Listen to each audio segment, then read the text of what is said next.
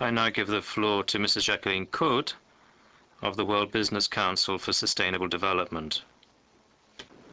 Merci, Monsieur le Président. Thank you, Chairman, ladies and gentlemen.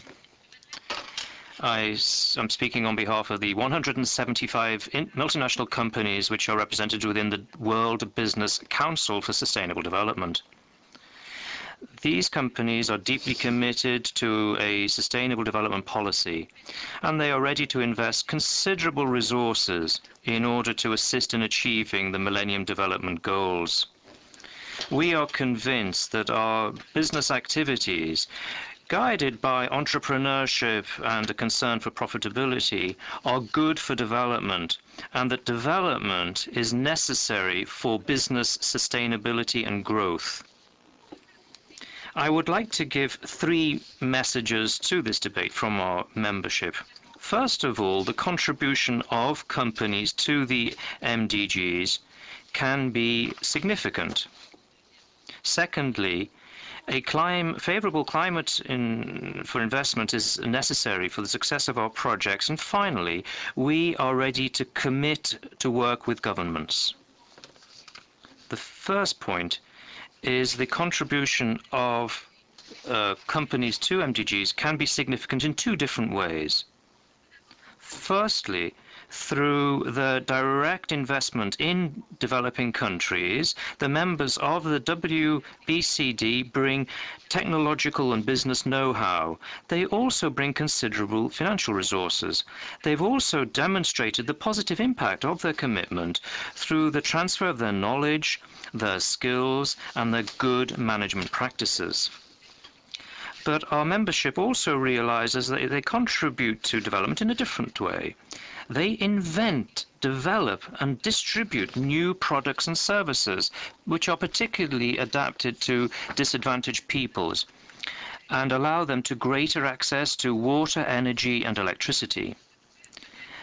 And through these new products and services, they also integrate local small and medium enterprises in their business operations, either as suppliers or as distributors. This contributes to stimulating and making more professional the local SMEs. These represent the basis for business development in developing countries. My second message is that a favorable investment climate is essential for the success of our projects. Coherent policies which favor the development of the economies in poor countries is essential for wealth creation. Without these effective policies, a market economy cannot function. And without them, the poorest people will have no opportunity to actively participate in the local economic activity, nor to benefit from the fruits of globalization. We therefore call upon the political leaders to consider the following priorities. First, the implementation of a regulatory framework to promote the respect for the law. Second, the promotion of entrepreneurship through capacity building for small and medium-sized enterprises. Thirdly, investment in the necessary infrastructure for trade, such as roads, electricity, and ports. Now, by promoting these changes, governments can establish a climate of confidence which will benefit both multinational companies and local companies. My third point is that enterprises are ready to work together with governments. Those governments which will choose to promote transparency and good governance.